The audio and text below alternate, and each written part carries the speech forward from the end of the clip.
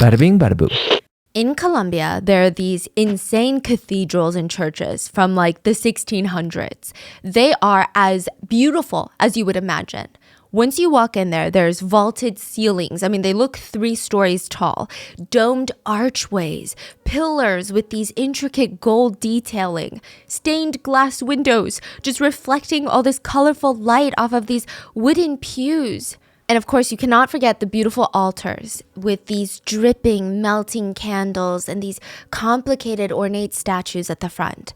And during the day, it is a place of gathering, reflection, faith, you know? But at night, I think like any building, the last thing you want to hear is someone weeping from inside of one of these cathedrals. In a small town in Colombia, at one of these old churches, there was a man weeping. It's nighttime, the lights are off, he's kneeling on the cold stone floor, he's looking up at the altar, and there's just tears streaming down this guy's face. His face is all scrunched up as if he had just seen something so utterly terrifying, and he's grabbing his fist, and he starts banging it on his own chest. And he keeps weeping, mea culpa, which means my fault in Latin. He starts pulling at his hair, he's hitting his head with his fist, obsessively reciting verses from the book of Psalms. The fool says in his heart, there is no God. They are corrupt, their deeds are vile. There is no one who is good, no one who does good. Their deeds are vile. 2 passerbys peek their head in through the door when they hear this weeping, and they're like, who is that? What is going on? Why is this man just weeping in this cathedral? This doesn't make any sense. And the other passerby says, oh, I think that's the new priest in town. This man was the beast of Colombia, the man who performed satanic rituals with dead bodies and Ouija boards. He was the man who sold his soul to the devil, not even figuratively, but he admitted to a transaction. He also kept a little blue book of 221 names, all of the names of the little boys he killed. 221? That is the low end of the figure. The monster of Genova, otherwise known as the Beast of Colombia, is the serial killer with the most victims. It is estimated that he has at least 221 victims and potentially into the 400s. And this is how he was set to be released from prison this year, 2023.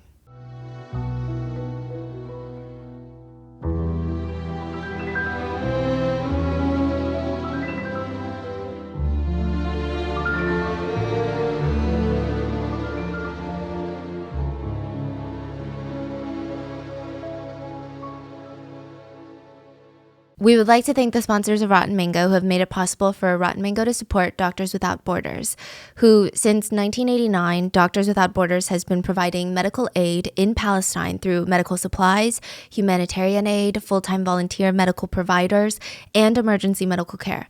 They are currently providing aid in Gaza and the West Bank and hospitals currently under siege.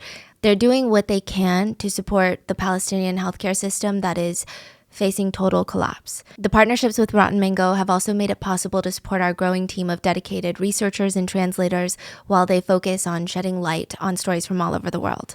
And we would like to thank our listeners for your continued support as we work on our mission to be worthy advocates of these causes. And as always, full show notes are available at rottenmangopodcast.com. With that being said, we did have the assistance from our wonderful Spanish-speaking researchers to help gather even more data for this case. But as always with foreign cases, if there's anything lost in translation, something we didn't cover, or you've got some interesting information on this case, please let us know in the comments. And let's get started. 8 boys in a small town in Colombia had lost a finger in a game of hide and seek. None of the 8 boys knew each other. None of them played hide and seek with each other, but they all had matching missing thumbs. But that's not all that's changed about them. It's not like they played one round of hide and seek, came back with a missing thumb, and went about their lives. They all walked around town now like the ghosts of the town. Before, these are kids that were full of energy, full of hope, just bouncing off the walls. Their parents could not keep them still. And now they're flinching at every little noise, every little sound. I mean, they're sticking so close to their parents, and all the color looked like it had been just drained from their faces. And people are wondering, what kind of games are these boys playing these days? You think maybe their finger got stuck in something? Was it a machinery defect somewhere? Some townspeople started whispering it was not an accident. Someone's going around chopping off boys' thumbs. And the boys are now too scared to talk about it. They don't want to tell you who. But why? And who would even do something like that? Like, that's very random to just go around chopping off people's thumbs. Some neighbors heard, I think it's that new guy that moved into town.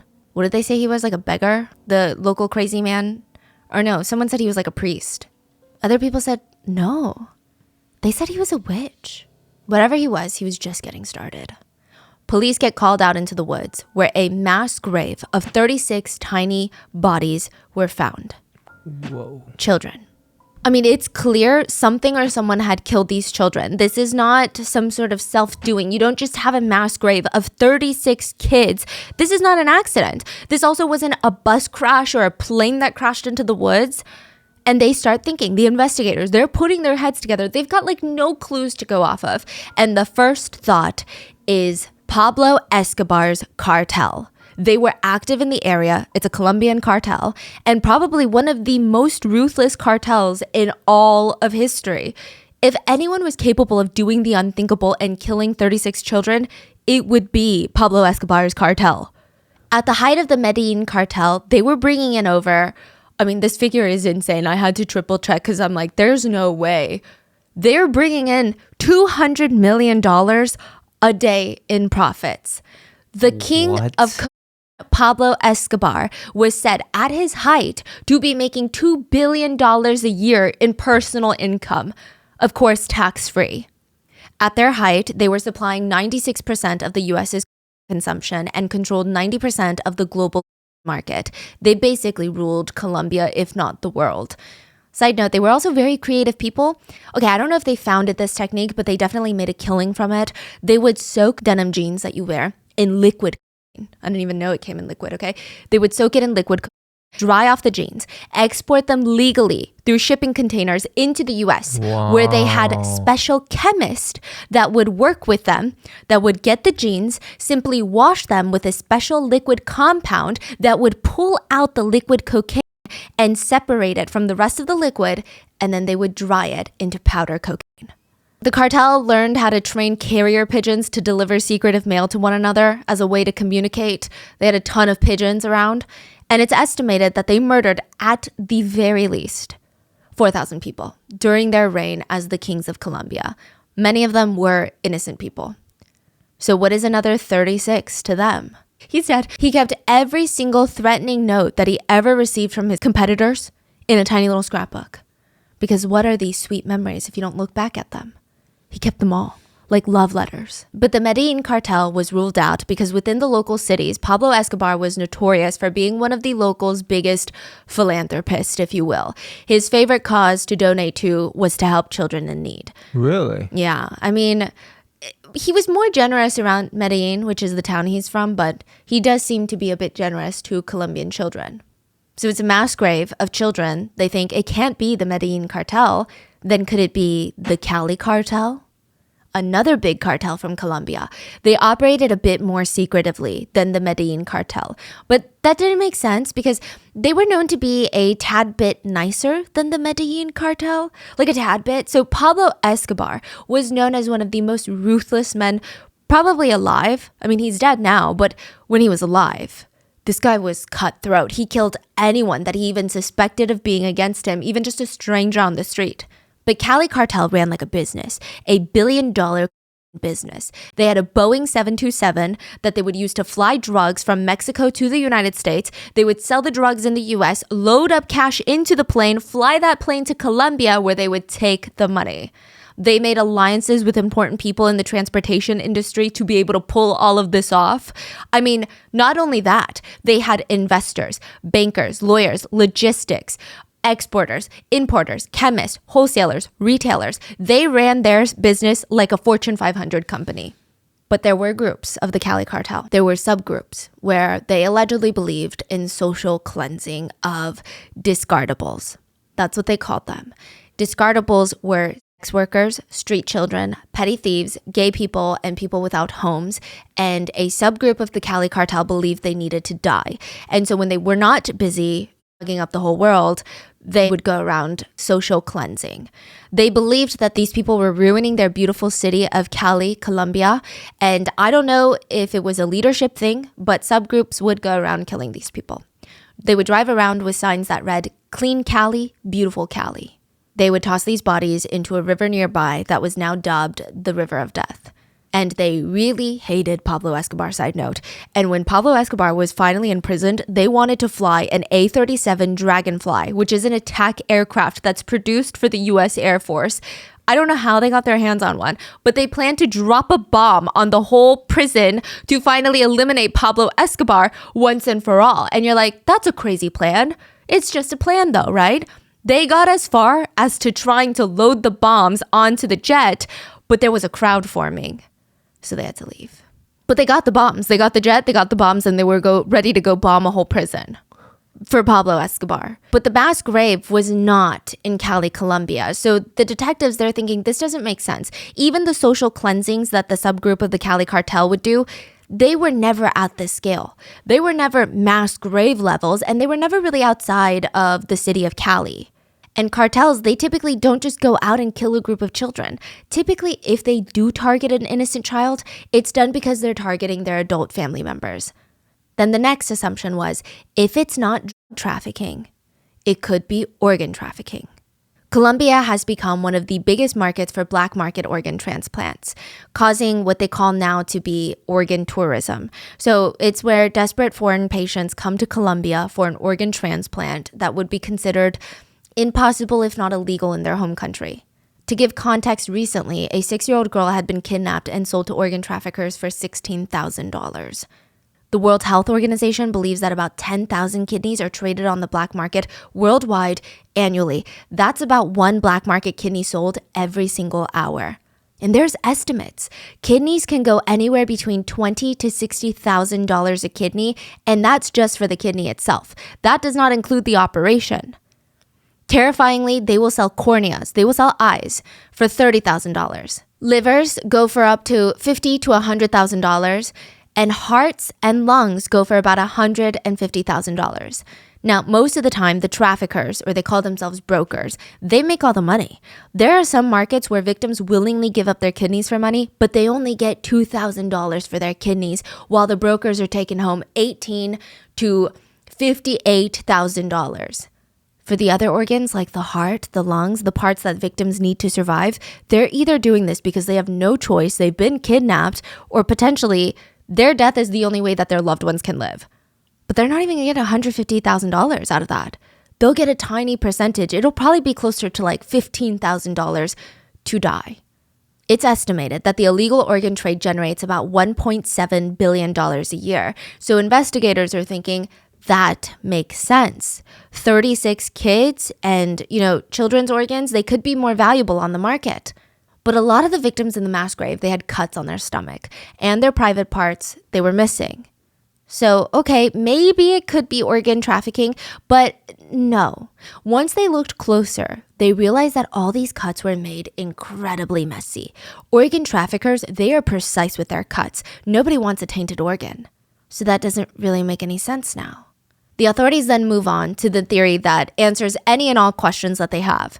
Maybe it's Satanism, they say. Maybe it's people who practice witchcraft. That would be the only thing that makes sense. Nothing else makes sense at this point.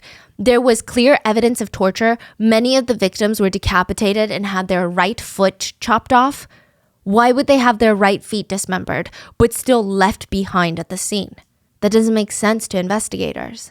Only right foot? Only right foot. And it's still there. Yeah, they don't take it with them. They just leave them. It doesn't make any sense. Does it? Lewis hated when people had what he couldn't have. It was like a thing. He always had been like that. Even when he was a kid. I mean, he was the oldest of 7 kids, and he hated any single person in his school that had a normal family. Genuinely despised them with this burning hatred. So Louis had grown up in a small town called Genova, Colombia. And Louis's dad, he is very much men rule the world, but more importantly, only I rule the world. That's his thinking. So it doesn't matter if it's his son or his daughter, none of them are allowed to go out, none of them are allowed to talk unless he permitted them to. He was an alcoholic that spent all day at the bar spending up the family's money, and when he comes home, his whole family would hide under their beds. That's not even an exaggeration. They would hide under their beds because Louis's dad had a temper. Whenever someone got on his way physically, he would blow up. And they've got a really small house with 9 people. Everyone is always in everyone's way. His way of saying, "Excuse me, could you please scoot over?" was just taking off his belt and whipping you. Yeah. So if Louis's mom didn't have dinner ready on time, which this guy never comes home at the same time, so I don't know how she's expected to predict that he's going to be home at certain points, but if she doesn't have his meal hot and ready for him, she would get beat. And as the eldest son, Louis would try to stop his dad from beating his mom. But he tried a few times. The punishments were really bad. Louis's dad would strap him up to a tree trunk and he would beat him with a machete. I don't know how he would hit him with the back of the machete, or if he's just kind of beating him like on the side with the machete, or if he's practicing small, shallow cuts with the machete. It's very unclear, but it was a machete. Y esa correa con él nos pegaba duro. Y nosotros no podíamos, digamos, jugar ni nada. Éramos totalmente, no me puede desarrollar como niño, ¿sí me entiende? Eventually, Louis would stop trying to protect his mom because at one point he felt like, well, mom's never going to leave and I keep getting beat for no reason. And that's just how it was. At one point, Louis's dad did attack his own wife with a knife. She ended up staying, probably not because she wants to, but from a socioeconomic standpoint, she would be destitute and her kids would be in danger. So she stayed. And Louis stops protecting her. When Louis would get beaten up, he would show up to school the next day with these massive red welts on his bottom, on his butt. He would be unable to even sit down because of this pain. And he would look at all the other kids that could sit down, that were so excited to go home after school because their parents loved them. And he hated them. He genuinely despised them for having what he didn't have. So he kind of tried to bully them. He wasn't really that successful. Okay, so do you know what a procedural memory is? They're procedures that the brain has learned and can be activated without conscious thought. If someone hands you a piping hot cup of tea, without even thinking about what you're doing, you might grab the cup. You might blow on the tea so it cools down. You might take a sip without consciously deciding, I'm going to blow on the cup and I'm going to take a sip. It's like a memory, body memory. Yes, like muscle memory. And usually it's reserved for things like driving, riding a bike. But Louis, all of his procedural memories were dedicated to, okay, if somebody pisses me off, I'm going to pummel them with my 2 fists. Like any emotion he felt, it was almost like a trigger response. Emotion, 2 fists up in the air, swinging. I mean, I guess he saw his dad do it so often, he felt like this is just what happens. Emotion A leads to action B. He would beat up his classmates for something as little as accidentally using his pencil. So you would think, okay, Louis is the biggest, baddest boy in class. But he wasn't. He would actually get bullied more than he was the bully. He wore glasses and he got bullied for that. And his last name is Garavito, which sounds like Garabato, because the V and the B in Spanish, our researchers were telling me, don't really sound different. So it's more like Garabato, Garabito. Okay. Garabato means doodle. Yeah.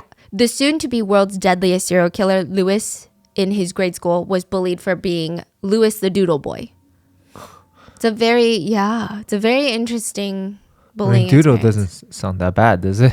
I don't think so. I think it's more like chicken scratch, scribble, squiggle. I see. Okay, I see. Okay. So he's jealous of the kids at school because they have normal families, normal dads, and normal last names. And then Louis's dad touched him. Louis said one night his dad forced him to be bathed by him, which at this point, he's no longer a toddler that needs to be bathed by his parents. He is more than old enough and capable enough to bathe himself, but his dad is insisting, and it's either this or the belt. So Louis sat there uncomfortably in the bath while his father bathed every inch of his body. He said nothing else happened, but that memory is just so crystal clear for him. And then it happened again, but this time with Louis's dad's friend. He came over to the family house pretending to hang out with Lewis's dad, but he would get Lewis alone, tie him up, brutally assault him. So now he's getting essayed. Afterwards, and this is very specific, but this family friend would go get a candle. He would use the flame of the candle to burn the very sensitive parts of Lewis, including the hairs on his private parts. And usually it didn't just stop there. The family friend would then use his mouth to bite Lewis where he was the most sensitive. And these are not nibbles, they're full-on chomps. He would bite down and watch Lewis cry out in pain while he would simultaneously satisfy himself. This happened over and over again for 2 years. Thankfully, the family moved away, so the family friend was no longer in their lives, but they made a new family friend. And this time he was a priest. Clearly, Lewis is being traumatized from the abuse, but more than anything, he was just so angry and jealous that his assaulters had what he didn't have, which was power. You know that saying, 2 birds, 1 stone? Mm-hmm. Lewis took it so literally. When he was done being assaulted by his dad's family friend, he grabbed 2 birds. I don't know how he caught them. He grabbed a stone and pummeled them. He said that he, quote, tore them apart, ripped them apart, completely mangled these 2 birds. And that made him feel very, very good. There are 7 stages a killer goes through to become a serial killer. And these phases are typically very different, and they're used to profile serial killers versus murderers, because most murderers, they will kill from emotions that probably you and I not understand, because it's not like we're justifying their actions. But these are emotions that most people feel, just not to the point of being homicidal. You feel angry at times. You feel jealous, fear, these types of things. But for serial killers, they kill for the thrill. And there's just no way that we can even try to grasp that, like try to wrap our heads around something like that. They live their lives so that they can take lives. That's it. The first phase is the aura phase. This is when the killer starts to create this aura around him, this almost border, distance themselves from social relationships and people. They start pulling away from family and friends. They retreat into their own little fantasy world, where they start having, in most cases, very violent thoughts. And there's nobody around them for them to confide in, to tell them, hey, you think this is weird? No one. They're alone. Lewis was never allowed to have friends, so that wasn't really a thing. He was never close with his family, and after his continuous assaults by family, friends, and priests, he's already fantasizing about turning the tables and returning the pain that he felt to a random innocent boy. That is his fantasy. The second phase is the trolling phase. That's what it's called. And it usually consists of the killer kind of toying with the idea of killing a little bit more. Instead of just having fantasies, they start thinking of, well, what would the process look like? And who would it be? And how would I really go about it? They're not sitting there taking notes and coming up with a full plan. Not yet. That's a different phase. But they're kind of thinking a little bit more realistic. How am I going to implement this into my life? Lewis was the oldest of 7 kids. And one day, like a drill sergeant, he's lining up his little siblings. He's yelling, get in line, get in line. Males and female siblings, okay? They're really young. Lewis himself is only 15 years old. He forces them to line up, strip down of all their clothes, and from there, he goes one by one, slowly caressing them. He describes it as, and I quote, a light, smooth touch, just like tracing his hands on them. He claimed that's all he did. Other sources claimed he would take it a step further and force his siblings to sleep unclothed in the same bed as him, and when they were asleep, he would touch them. But we are unsure. Now we enter into the third phase. This is kind of the flirting phase. There's a slight difference between the trolling phase and the flirting phase. I don't think the flirting phase is a great way to label it, but I'm not the one that came up with these labels. It's when a serial killer is in this hyper-focused mode of trying to find the perfect victim, trying to kind of flirt with the victim, gain their trust, toy with the idea of how and where to kill that particular victim. So they're narrowing it down to a group of people that they want to target. More concrete plans are being made in this phase. They're literally flirting with the idea of killing, which is terrifying to think about. Who came out with these 7 steps? A bunch of profilers. Oh, yeah. I see. But what's interesting? A lot of different serial killer profilers have different methods. Yeah, there's a couple of things that they all go by. I saw that some people don't use these 7 stages. Some people do. So I guess it really depends, right?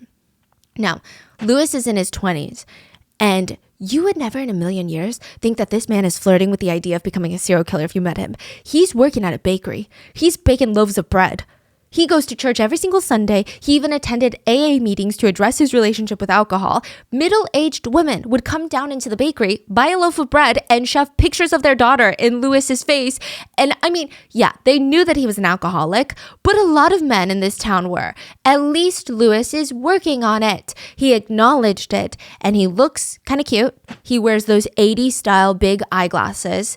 And I'm not saying that to compliment him. I'm saying, this is the older lady's perspective. He's baking cakes for a living. He goes to church on the weekends. He does occasionally get very angry with the bakery owners, so his bosses, and he would occasionally punch them in the face a couple of times. But other than that, he was a complete catch. A lot of these moms, I'm sure they didn't see him punch his bosses. The moms, they would already have 2 loaves of bread at home, but they were just stopping by to buy another loaf, begging Lewis, hey, my daughter is single. Lewis would politely decline, and he said, maybe later. I've got a lot on my mind right now. Lewis had started assaulting little boys in the park. Now, he would hide in the bushes with his machete, and if he saw a little kid walk by alone, he would jump out and yell, "Don't say anything or I'll kill you." One of his earlier victims, William Trujillo, he said that Lewis forced him out of his clothes and did everything to him, everything including torture, biting him painfully all over. But he said the worst part was that he was so silent doing everything. Like completely silent. It was terrifying and disturbing. And his stench, William said, "Do you know what a farm worker smells like after a day of work? That's what he smelled like." William was tortured and held captive in that park for 12 hours. And even in his earlier crimes, it's clear Lewis likes the mental torture aspect of all of this, because William remembers finally gaining the courage to talk, and he asked, "Sir, when will you be letting me go home?" And there was silence. And finally Lewis spoke and said, "When the bells ring." The church bells ring at 5 a.m. He had already been there for like 10 hours. William had to wait for what feels like an eternity, and he didn't even know if the man was telling him the truth or he was lying to him. And right at 5, the church bells go off. Lewis slowly releases his grip and says, "Go ahead." And William books it. He runs off. The 4th phase that serial killers typically take is the capturing phase. And Lewis was capturing a ton of children. About 200 children were captured by Lewis, brutally assaulted, and ultimately released. So these 200 children are not even his murder victims. So just think about the sheer amount of victims that he has in his lifetime. Wow. Now, quick disclaimer, I don't feel like we need to, because everyone here are reasonable, intelligent people, but Lewis is a male killer who targeted boys. And if that makes anyone think that there is a link between being gay or bisexual and being a serial killer, there should be some, critical thinking comprehension classes out there that should probably urgently be looked into. So this has nothing to do with sexuality. I do see a lot of people kind of point out the link between the extreme Catholicism that he was raised in, where homosexuality was like a cardinal sin, and then him being assaulted as a kid and then developing these attractions towards a certain gender. I don't know. I feel like a killer is a killer, And we can kind of argue these things, but at one point, is it just... Now, Lewis would go to the park with candy, drinks, toys, whatever he thought he could entice little boys with, and he would wait for these boys to walk by. Sometimes he would use candy to be like, "Come here, you want some candy?" Literally. That's what he would do. He would lure them with candy. He would then string them along to a secluded area of the park, tie them up, and torture them. A lot of experts believe that he was experimenting with torture since his essays as a kid involved a lot of physical pain. So he started cutting victims with razors, shallow cuts all over their bodies. Then he tried deeper cuts, but he didn't really like that. So he just did shallow cuts. So this would go on for 12 hours at a time. He very quickly learned he had to be mindful that his torture tactics didn't kill the victims, because he wanted his victims alive, because that's the whole fun of it. He brought candles into the park. He would light them on fire to burn his victims, just like he had been burned as a kid.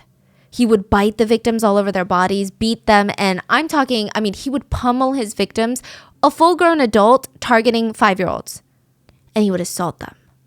Lewis was disorganized, yet organized. He was very disorganized in almost all other aspects of the crime, but when it came to the torture, he was very methodical. The torture almost always happened in the same order every single time.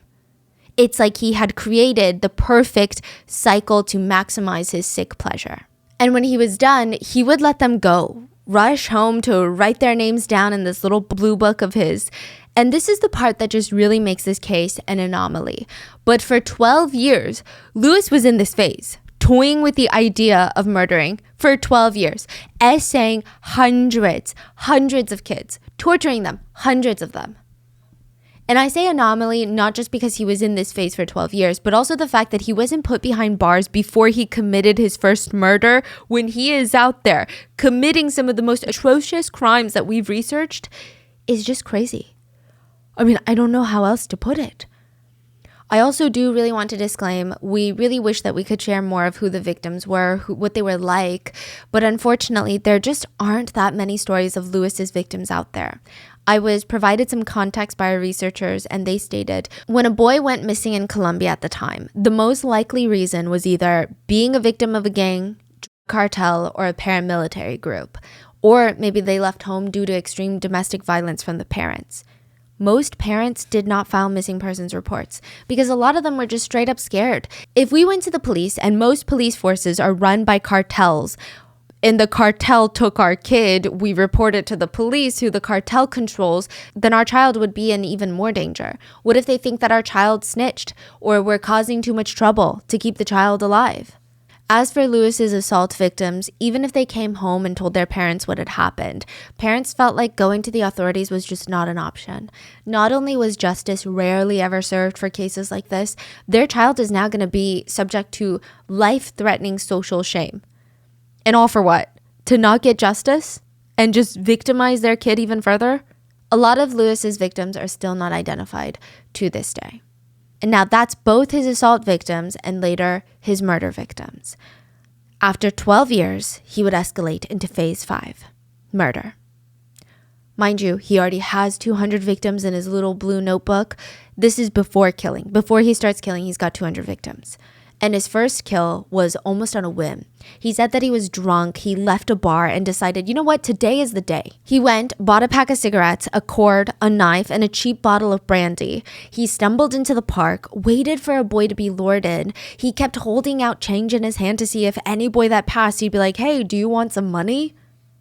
This is an area where a lot of children go out and they try to work because they need to bring food home for the family. Of course they want money.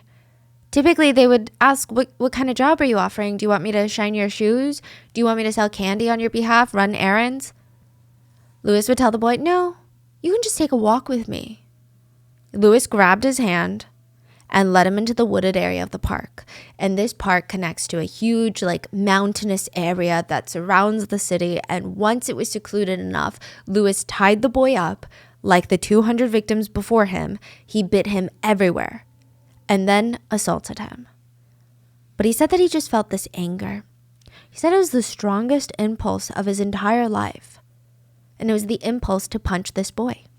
So he sat on this boy and quite literally beat this boy to death with his bare hands. Like the boy cannot get up. And then he walked off, covered in blood. Nobody stopped him. Whether nobody saw him or they minded their own business, I don't know. But he went home, took a shower, grabbed his little notebook, to write down another name, but this time in a new section. Phase 6 is a phase that sets serial killers and murderers apart, which is serial killers typically take trophies. So unlike killers who kill for life insurance, love, greed, revenge, they usually want to get rid of anything that ties them to the crime. Serial killers, they want that connection open. They want to go back and reminisce about that moment. They want to relive it. Lewis had his little blue notebook, but later he would rummage through the victim's pockets. He's typically looking for some sort of student ID. And if he found it, he would sit there and cut out just the pictures of the boy. So he would never bring home the full student ID, just the picture part. If he didn't find a student ID, he would just take their underwear. Later, they would all be found folded up in his drawer right next to his own underwear. He would also sit there in his house, clipping any newspaper headlines about his crimes. I mean, he really loved his trophies. And then the last phase is the depression phase. Once Lewis was done with his first kill, like most serial killers, he fell into a state of depression. For some serial killers, this includes the feeling of guilt. Lewis said he was so disappointed in himself, which is honestly such a weird way to describe it. Like, I get disappointed in myself all the time, but for small mistakes. He's disappointed in himself because he killed someone. It feels like such a light word to use. But he said he was so disappointed in himself, he walked himself into church, wept in front of the statue of Jesus, and he just cried. If I'm being honest with you, I don't think that this man really felt guilty. So what exactly does that mean when he say he feel depressed and cried and go to church? Like, what is that? I think it's a procedural memory. So he was raised devout Catholic family, and anything that he did wrong or he perceived as wrong, he was forced to confess. He was forced to cry. That's how you get rid of your sins. So if there was a part of him that still had any of that faith that he needed to be saved, this was purely for that, I believe. It was narcissistic. It's, I want to be saved. I want to go to heaven, so I need to confess to my sins. I don't think there was genuine remorse, because it's hard to imagine he feels even a little bit guilty, but still went on to kill 220 more times. So he did that, and then he continued, and so it's like a back and forth and back and forth. Every time after a kill, at least for the first, I don't know, dozens, he said that he would go to church and just cry because he was so remorseful. I truly don't believe he was remorseful at all. Yeah. You know, I think that these outbursts of emotions are just procedural memory, that part of his brain that's lighting up again. Or I think that it's just some sort of narcissistic tendency to make this whole fantasy feel even more real and complicated. This is purely speculation. A lot of serial killers have some sort of personality disorder that makes them unable to feel human emotions or empathy. I mean, they feel human emotions such as anger, but they don't feel empathy. So a lot of them will mirror people. And I wonder if this is him mirroring what he thinks is expected after something like this. Because I genuinely don't think that he's sorry at all. Yeah. When he was 23 years old, he did end up going to a psychiatrist. And this is why I think that he's a little bit dramatic. Wait, he's only 23 right now? Yeah. Wait, you say it's been 12 years? So, Yeah. Oh, he started when he was... Wow. Okay. And he would go on for like another, like 2 decades. This part, I don't know how else to describe it, so I'm just going to try to describe it the way that I think people will understand the message the best. I'm not trying to like trivialize it, but I feel like he is kind of dramatic in the sense that he wants these main character moments. I think that's part of his weeping at church after the kills. Because listen to this. He goes to a psychiatrist in his 20s, and he gets diagnosed with reactive depression, which typically indicates that someone has significant distress that is oftentimes out of proportion to the severity or the intensity of the external stressor. So this type of depression is triggered by something that happens in their life. It's reactive. They have a big life event, and now this person does not feel like they can handle the stressors of life, so they feel depressed. So if someone steps on another person's foot by accident and this person has reactive depression, a normal reaction would be feel physical pain and potentially a little annoyance. In Lewis's case, his mind would send him off the rocker. Reactive depression is usually temporary, meaning once the situation that the patient lives in, this external situation, improves, the reactive depression also improves. Or if the external circumstances persist, the patient does not develop a way to cope, then it develops into chronic depression. And this is not to say that reactive depression isn't very painful and very real and potentially life-threatening, because it can develop into chronic depression, which can end someone's life. But reactive depression is typically not classified as a high-risk diagnosis. But of course, it's case by case, and it could very quickly evolve into something that's more high risk. Lewis gets told that he has reactive depression. He claimed he wanted to end it right then and there. But then he never would. And he just kept telling people in interviews later on that it just made him really depressed to have reactive depression. Because later, his reactive depression, some psychologists stated, did evolve into clinical depression or chronic depression, right? So he's claiming he's very depressed. He would go down to his therapist, feel even more depressed because his therapist is like, you're depressed. Then he would go to AA meetings, feel extra down because he's an alcoholic. And then that night, he would go to a bar, get drunk, and then try to kill someone afterwards. And he just kept using the excuse that he was sad and depressed. Like, I say this with such not really much sympathy because I feel like so many of us are sad and depressed and none of us go out there and commit heinous acts of violence. So I don't even know if that's really what he claims. He's doing this because he's all sad. He's sad, and then he kills, and then he goes to church because he's so sorry. Do you get what I'm saying? Like, none of this is making any sense. And then he said he would feel sad after a kill, and he would start thinking back to the last time he felt any sort of happiness, and that was while he was committing his crimes. He stated that he would start flipping through his little blue notebook and pleasuring himself at the memory of his crimes. And he realized in order to feel happy again, he would have to kill again. And these kills would only get more gruesome. So he would punch the victims all over. He specifically would target their hands, which this part, I mean, if you've been around younger ones, you know how their hands are so small. It feels like a natural universal feeling to see a child's hand and want to protect them. Lewis would specifically target these hands. He would punch them until he shattered the bones in the hands. Jeez. He would punch and slice them on their bottoms as well. He would try to lightly stab into their kidneys. He said that he chose to stab near the kidney specifically because he realized that there's not a lot of, he thought, major arteries in that area. So victims would typically not bleed to death before he was done with them because he wanted them alive for a very, very long time. The final acts of torture included him slitting their throats while actively assaulting them. And then when he was done, he would decapitate them. He would cut off their private parts and place their private parts into their mouths of the decapitated heads. This was almost his signature, and I'm not saying that as a figure of speech. Serial killers typically have something called an MO. Now, an MO is how they operate. This is how they find victims, trap victims, kill victims, and then dispose of their bodies.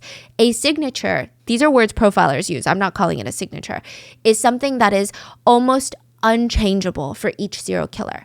It's an action or something that is done during the kill that indicates this is why they're committing these crimes in the first place. This might be the ultimate action. It's not the kill itself. This could be where we need to look into. It's a signature for a reason. So MOs, they typically evolve. They change. Serial killers adapt. They find new techniques. A signature usually stays the same. It reflects a deeper psychological reasoning behind these kills. And him placing the victim's private parts into their own mouths was a bit of a signature for Lewis. So that's not an MO. No. Later, his MO would evolve, and he would add a lot more steps to this process before his victims were dead. He would take a screwdriver to gouge out their eyes and their ears. Sometimes he would use a knife or tool to detach the fingers from their hands. He would use tools to detach their right feet from their legs. Then after the torture, he would cut open their stomachs while they were still alive, open and remove all of their intestines, and place them next to their face on the ground. The victims would be alive to see their intestines laying in the grass next to them, which is something that is technically medically possible.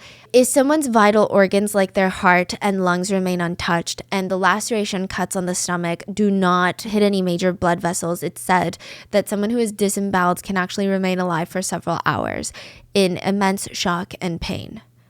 Then once he was done with that, he would finally decapitate them and move on to commit his signature. And this whole process would take hours, if not half a day to a full day. Lewis was also a chain smoker, and he would take smoking breaks in between the acts of torture. It's stated that sometimes he smoked an entire pack of cigarettes during his kills. Back then, cigarettes in Colombia were exclusively sold in packs of 20, and on average, it takes 6 minutes to smoke a cigarette. So that's at least 2 hours of him just pausing to smoke. 2 hours of extra torture that the victims would have to endure. Lewis tried not to kill too late at night, mainly because he said he was scared of the dark. But sometimes it was unavoidable, and that was fine for him. There was another thing that Lewis was starting to get scared of, and it was the idea of getting caught. He had been an active serial killer in the area for years now, potentially even a decade at this point, and only just recently, people started noticing. People started hearing the whispers around town. Mothers would be pulling their kids closer to them while they were running errands. And then there was that incident. He had just finished murdering another victim when someone had apparently seen him attacking the kid in the woods. He hears the police coming. The victim wasn't dead yet. He quickly finishes, does what he does, flees as fast as possible, and breaks his leg in the escape. The witness did not see what Lewis looked like, so he had a close call, but he would get off without a charge.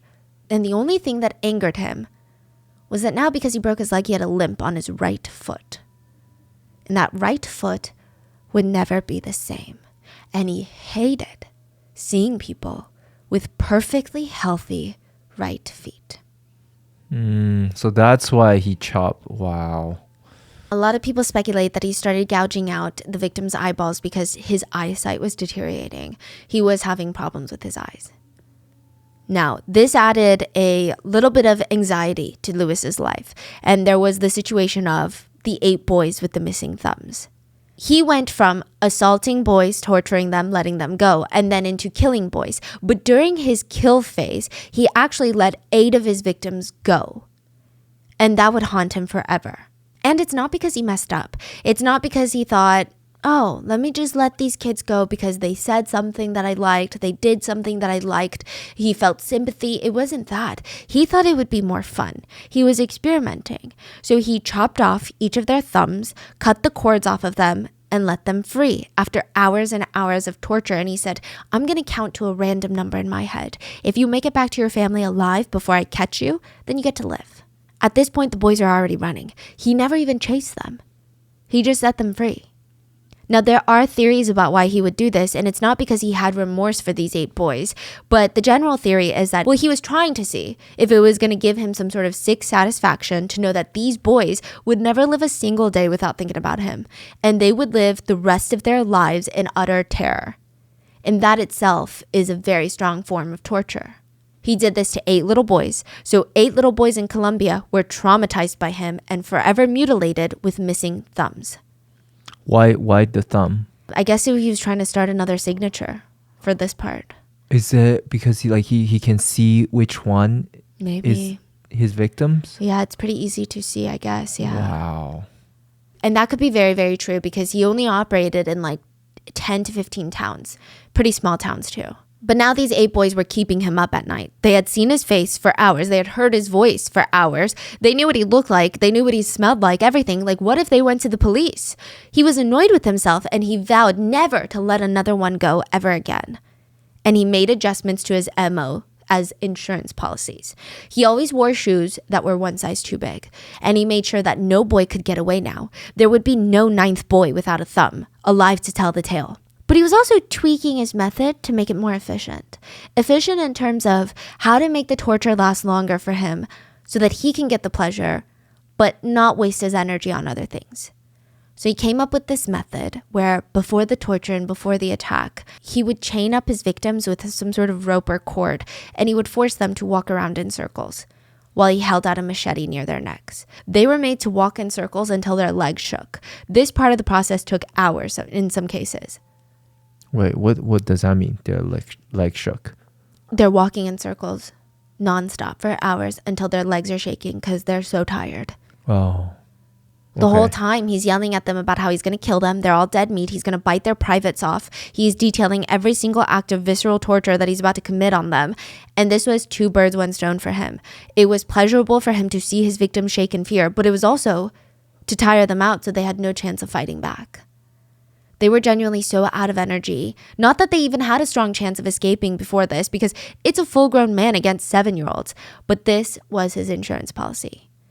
Lewis did satanic rituals with the bodies. There's not much credible information on what the rituals consisted of, but we do know that he used a Ouija board with the dead bodies, and he's very excited to make a deal with the devil each time he killed.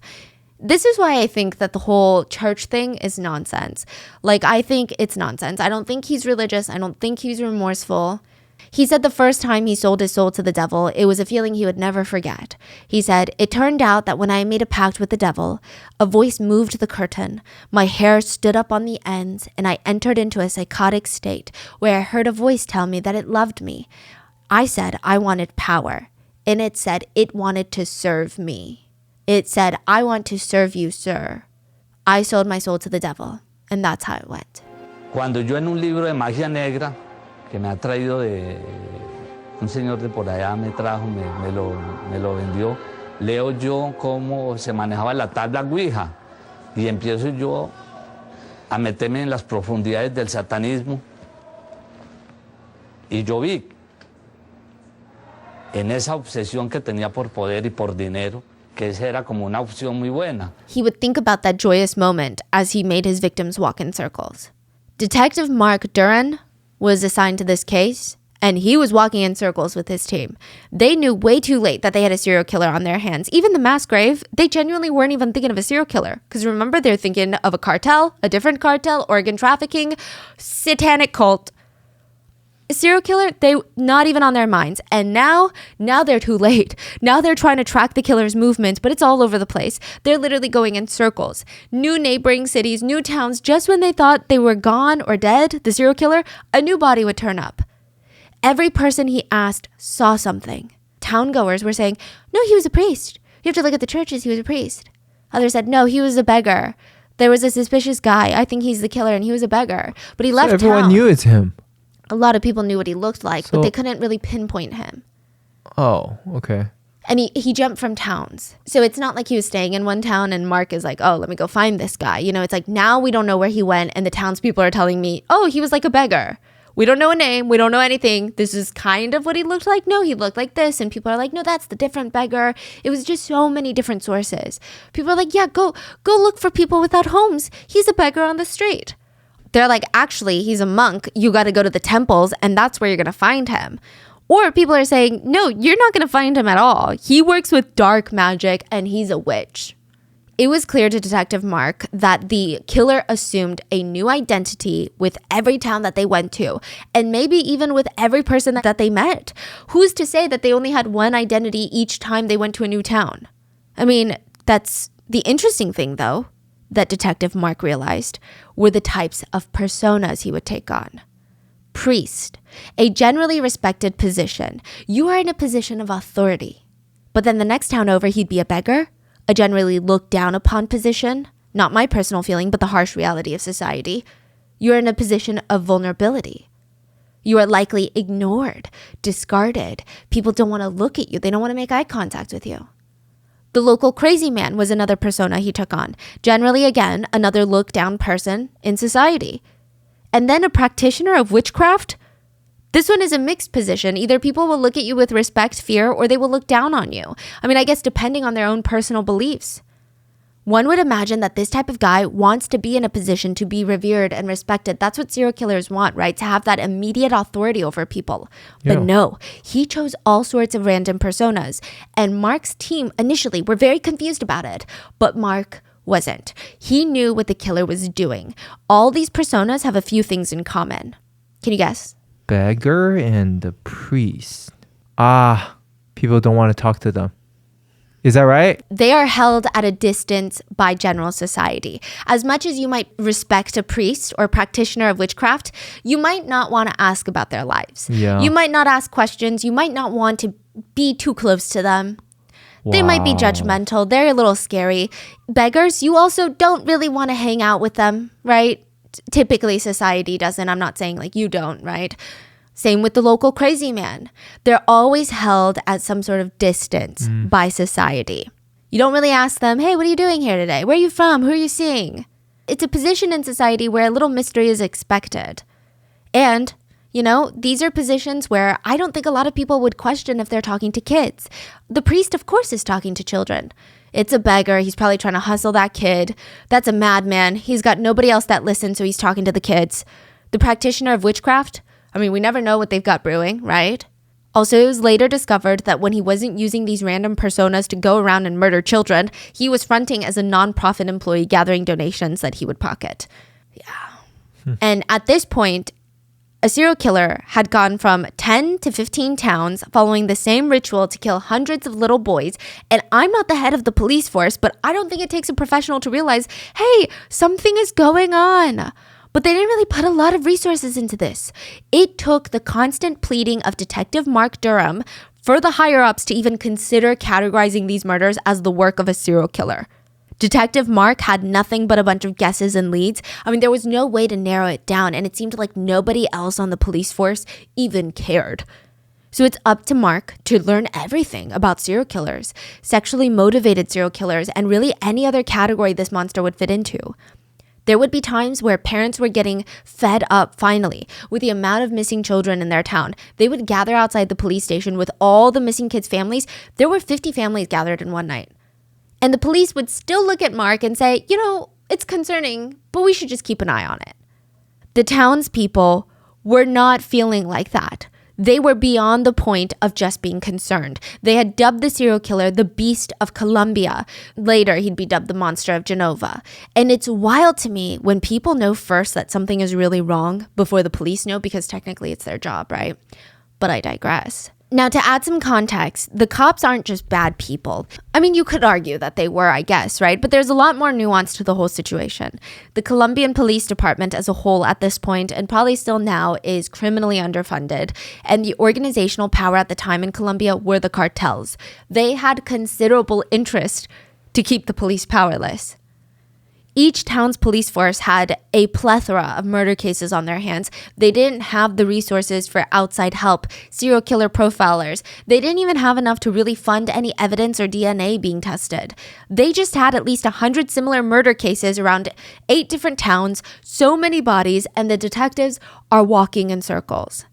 They had more than 1,000 names on their suspect list, and not enough resources to narrow that list down or to even start investigating any of them until the night of the cornstalk. The cornstalks caught on fire.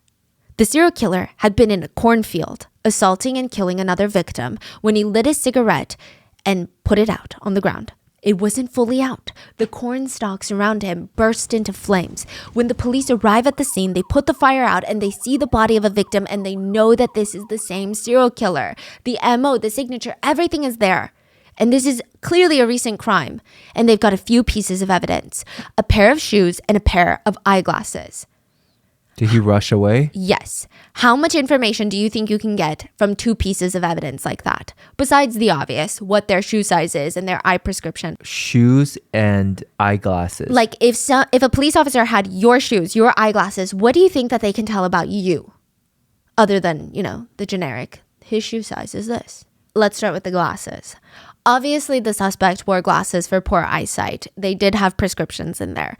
But what else can they gather? The style of the glasses suggests that the individual had a liking for older, more classic styles. These styles were probably more popular 10 years ago. So they're thinking he was probably in his prime 10 years ago. So that means he's either in his 20s or typically for men, they consider the 30s the prime. And that was about 10 40. years ago. So he's in his 40s, more likely.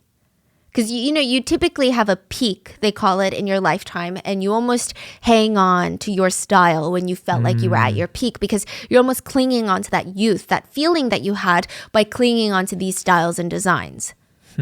So now they believe that the suspect is anywhere between 40 to 45 years old. They could actually tell a lot more with the shoes. Just like the glasses, the shoes can point towards a more accurate picture of the suspect's style, their attire, potentially even profession, because most people don't generally wear work boots unless it's for work-related things. I don't know a lot of random people that own steel-toed boots for fun. And it's a very specific person that wears very specific types of shoes. So those are given, but they can actually tell more than that with your pairs of shoes.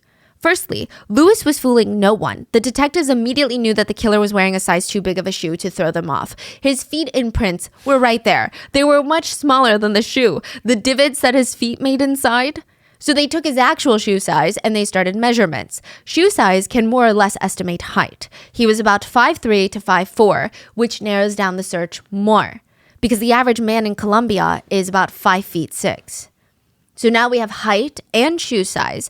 Shoes actually tell profilers a lot about someone. So my mom and I have the same exact pair of sneakers and we wear the same exact shoe size. But I can tell when I accidentally slip on my mom's. It's not because they look different or they're more worn or less worn, but the sneakers have molded to my feet, and so have the soles. And you would be surprised at how much your feet can tell about you.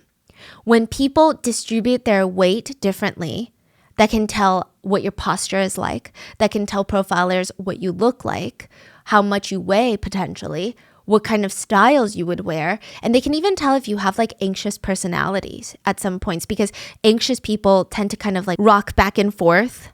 And there could be signs of that on their shoe soles. So it's very interesting. They analyzed the shoes and they realized that the soles at the bottom of his shoes, they're uneven. The left sole looked more worn, which meant this person must walk with a slight irregular rotation of the foot and puts a lot more weight on his left leg. And it's a lot more. So if it was slight, they could wonder if maybe their body proportions lean just more to the left, or if it's become a habitual thing. But because it was such a difference in the soles of the shoes, they're thinking this person must have a noticeable limp. That's crazy. Yeah. Wow. And with that, they can kind of guesstimate how he walks. These days, okay, so this was not happening in this case, but in 2023, there's actually podiatrists who work with the police forces. And let's say you have a killer's shoes. They can tell you what the gait is like. They can tell you how they walk. And judging from CCTV, they can match the gait with the shoes. Gait meaning how you walk. Because the wear of the shoes can determine how you walk. And they're really good at analyzing how you walk. So even if the killer's face is not on camera, they can say, these shoes belong to this person based on the way that they walk. Yeah. That's very cool. So they know that he has a noticeable limp. The suspect also fled the scene fast, in such a hurry that he left his glasses in his shoes, meaning that he must have been surprised by the fire. But in what situation would he have been surprised by the flames and have his shoes and his glasses off? Shoes are maybe a bit more explainable, but his glasses? They guess accurately that the suspect was taking a nap. He's the type to smoke cigarettes while torturing his victims. He should also be the type to lay down next to a dead victim's body and go to sleep. There was no further explanation on why his glasses would have been off in the first place. Then the fire started while he's napping. He had to flee so quickly that he left his shoes and his glasses, which would likely mean that he's got second-degree burns to his body. And this is when the police put together that the killer has a bad right foot and had been dismembering the right feet of his victims. They also check his prescription. He has pretty bad eyesight, and he was now tending to gauge out the victim's eyeballs. And the killer's signature, he places the victim's private parts into their own mouths. Likely, the killer had been a victim of some sort of abuse or trauma growing up. So now they have a lot more to work with. They thought this killer has to be on the offender list because that just doesn't make sense. Like, you're committing these level of crimes, there's no way. But that registered offender list consists of more than 5,200 names. So that's more than 1,000. Their suspect list was originally 1,000. They eliminate all the names that had been charged with assaulting girls because the victims are all boys. That's 1,600 names left. Then they took off anyone younger than 40. That's now 95 names. Then they eliminated anyone that was shorter or taller than 5'3", 5'4". And now they had a list of 25 names. And they believed one of these 25 people were going to seek medical attention soon for their burns. They were right. Wow, they got so good all of a sudden. All of a sudden, yeah.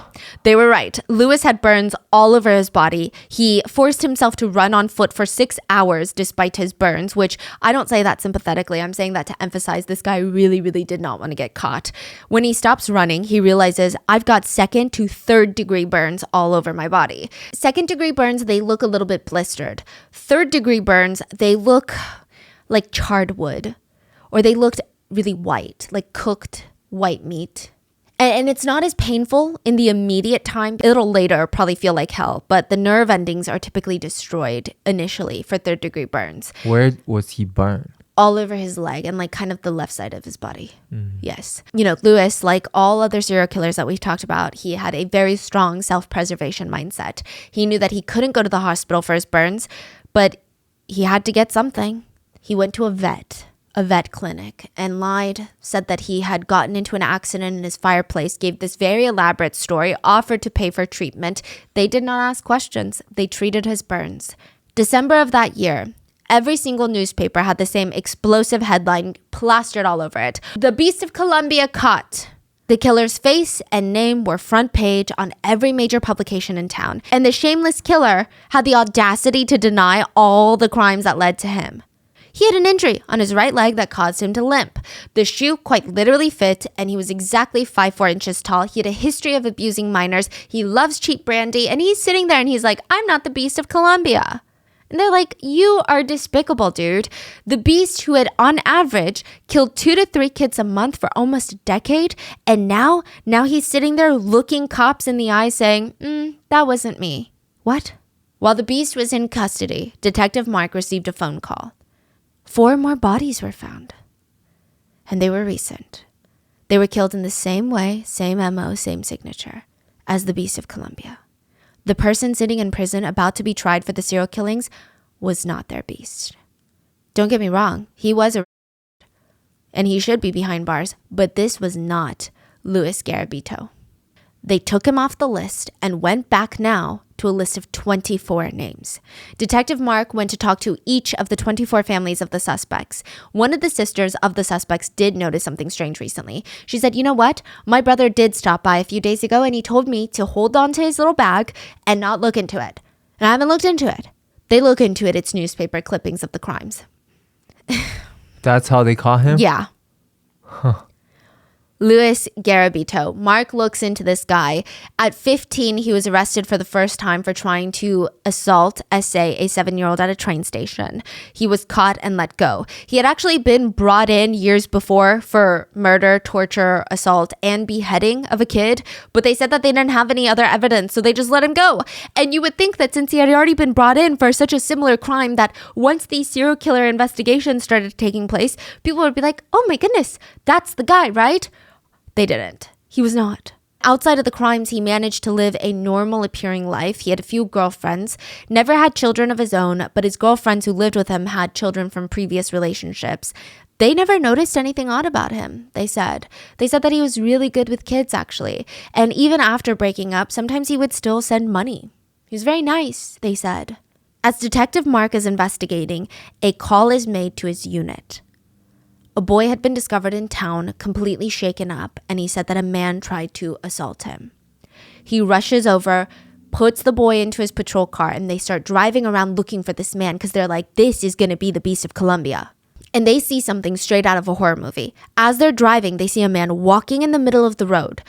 And their patrol car is loud. As they're driving up towards this man, whose back is facing them, this man does not move, does not run faster. He just keeps walking at the same steady, slow pace, blocking the way, not even looking back to see who or what is behind him. And the kid is like, that's him.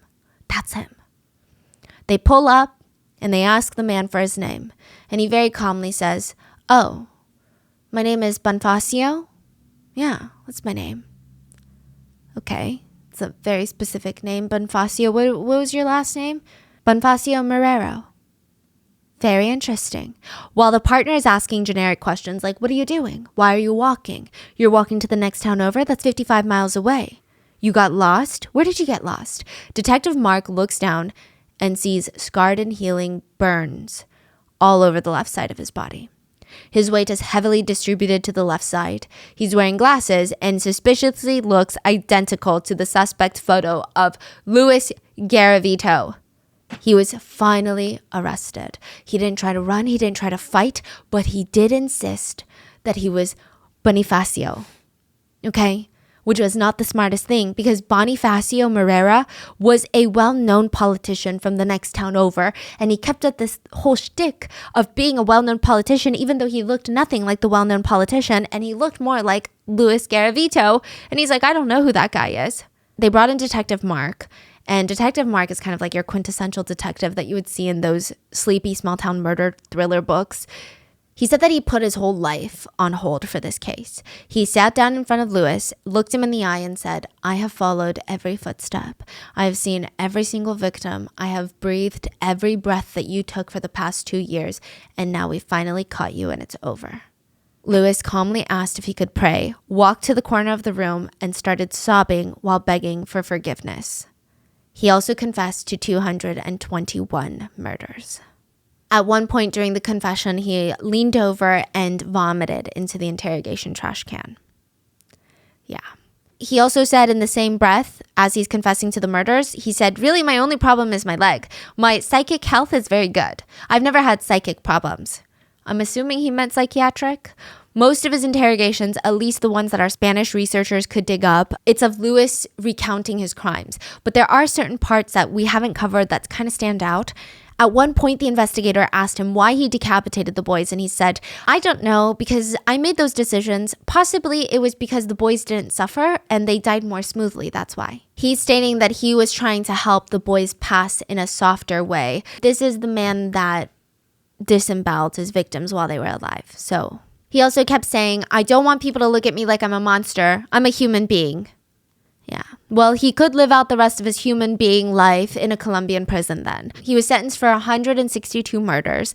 The courts counted up all the years that he would get for each individual case, and it came down to 1,853 years and 9 days.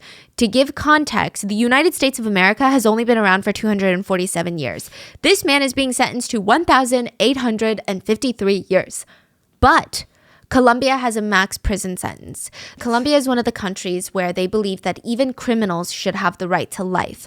Life is sacred, and these criminals deserve to have a light at the end of the tunnel. And to condemn someone to a life behind bars without hope is inhumane. Colombia has something called sentence unification. If you are sentenced to multiple crimes, then you will only serve the term that's the worst, that's the longest. It's basically serving your sentences concurrently rather than consecutively. So we kind of have that in the US. So in Colombia, if you get sentenced to 3 crimes, 2 years for one, 5 years for one, and 6 months for one, instead of spending 7.5 years in prison, you'll just spend 5 years because it's your harshest sentence.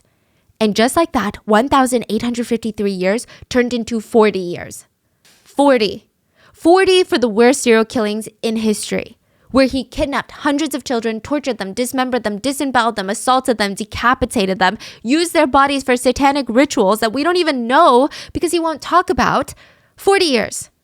But people are like, okay, let's have some hope, because Colombian prisons are notorious for being harsh. And Luis was sentenced to the maximum security prison in Colombia, probably one of the worst in the entire country, which apparently the prison itself was inspired by the US penitentiary system. So there's that, but it's really, really bad. People have stated that the first thing you'll notice before you even walk into the prison is the whole smell. I mean, the place stinks of urine and feces to the point where even if you walk in covering your mouth and nose, your eyes start to water because of the stench. There's only running water for about 8 to 15 minutes a day, and only on the first floor.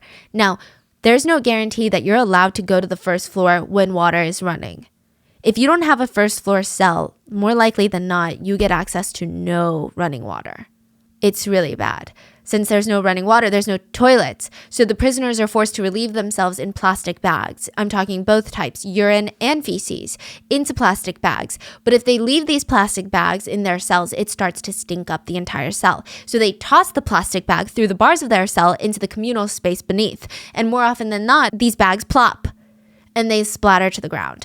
And since water is never on, prisoners basically have water rations. They have water deliveries where the prisoners are forced to line up shoulder to shoulder. They're stiff, it's tense. They've got empty jugs in one hand, and they've got the guards will pour their water into those empty jugs. And then in the other hand, they just have like a knife out in the open, an improvised weapon, like a shank that they made in prison. Because usually the violent outbreaks happen during water deliveries. The cells themselves are jam-packed with prisoners. Even the hallways of the jail are filled with mattresses because of how many people are in there. It's really bad. And they are exposed to the elements in most cases. In the maximum security tower where Luis is a prisoner, they're allowed out of their cells for 1 hour a day. The conditions in there are so bad that some prisoners have taken to sewing their mouths shut as a protest against the horrid conditions. Others have made these cocoons out of their bed sheets. So they make these hammocks. And I guess the window bars are enough for them to get out of their window. But they can't really escape because I guess there's guards everywhere and it's completely isolated, right? So they make these little hammocks that they tie on the cell window bars. They get out of the building and they're just basically dangling off the side of the building, but 4 stories tall. Now the guards, they don't like it. So they start cutting little incisions into the prisoners' bed sheets so that if they try to do this, their bed sheets will fall apart and they will fall 4 stories, potentially to their death. One volunteer stated that he saw multiple men scaling the inner wall of the jail, climbing from the ground floor to the 5th floor. Someone was pulling down bed sheets so that they could climb up while balancing water jugs around their neck. It's because the top dogs of the 5th floor wanted some water. So the bottom people had to go fetch water. Many of them would slip and fall to their deaths, and the guards would not even look. Nobody cared. Ironically, outside the prison, there is a fish pond with a constant stream of running water poured into it. It's interesting. Even visitors were not safe. In the conjugal visit room, which is where prisoners are allowed to spend alone time with partners, it's typically filled with blood and used condoms. And recently, in a separate Colombian prison, but similar, the drain pipes were clogged. Plumbers came to work on it. They found the remains of 100 people in the drains of a prison. Inmates, visitors, nobody was safe. And while he's in here, Luis, people thought maybe he's gonna get killed in prison. I mean, a lot of people were hopeful that would be the cause because they didn't want him out in 40 years, that's for sure, right?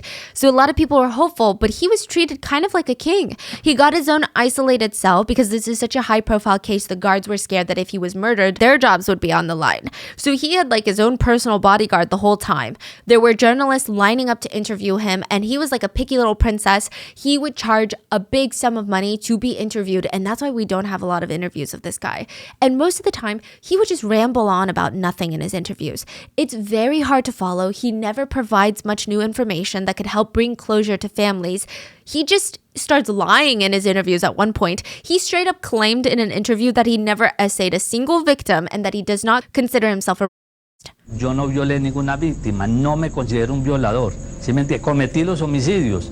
Bueno, llámese como se llamen. He also stated he thinks that he should be able to get out of prison because it's just not fair. You know, he's learned his lessons and he's not a because he has erectile dysfunction. And if you need proof, you should just go ask his ex-girlfriends because he could never get it up with them. Like, this is literally his thought process. And he's like, I need to be let out of prison because I've got life goals now. The journalists are like, what's your life goal? I'm going to be a congressman and I want to fight for the rights of children. I cannot make this up. He also goes on a rant about how he sees himself in some of the most unsavory dictators and mass murderers. They went to his cell and it was decorated with posters of Hitler, Mother Teresa, Gandhi, and Princess Diana. It was a very, very strange mix of people. Another interesting thing to note, one journalist who interviewed Luis directly in jail said, there was something about his eyes where I felt like they were sucking the energy out of me. It was terrifying. But it gets worse. Luis receives multiple sentence reductions, the largest of which took off almost half of his sentence because he did a work-study program in jail. Yeah, with that reduction amongst others, Luis's sentence was now 22 years, and he was scheduled to get out of prison in 2023. Luis was up for release in 2023, and everyone was terrified, except for a Facebook group where he had 170 fans that just loved him, could not wait for him to be free. And eventually, October 12th, 2023. Last month? Luis Garavito was pronounced dead in prison.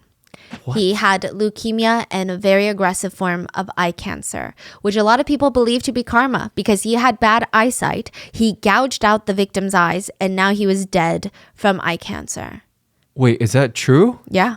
Leukemia and eye cancer. It wasn't foul play? There are some suspicions, but so he's about to come out. Yeah. And he died of... Yes. He also didn't really want to come out. There's mixed conversations about did he even want to get out? So a lot of people were trying to boycott him coming out. So they were writing letters to congressmen, local officials, to the president, and everybody was doing everything in their power to make sure that this man does not get out on the street. Some sources made it seem like he wanted to get out on the street and he's fighting with these judicial people. But a lot of other sources said this guy wants to stay in prison. He's doing okay in prison and he knows the minute that he steps out, he's dead on sight. Okay. Like, who's going to hide him? He has no power. He's not Pablo Escobar. Like, where's he going to go, you know? Yeah. So, I don't know. I don't know if it was foul play. The official statement is leukemia and eye cancer. But I don't know if it can even be considered karma because he took so many lives. I don't know. I mean, this is just one of those cases where I keep thinking about the ripple effect. It's not just the 400 kids, which already in itself is an insane number, but it's their parents, their siblings, their friends, relatives that are all traumatized and impacted. And there are still rooms full of boxes of bones of children who are yet to be identified. But I guess it's better dead than free for someone like Luis Garavito. What are your thoughts on this case? Did you guys know about the story of the Beast of Colombia? and how he was set to be released this year. Please stay safe, and I will see you guys on Sunday for the minisode. Bye.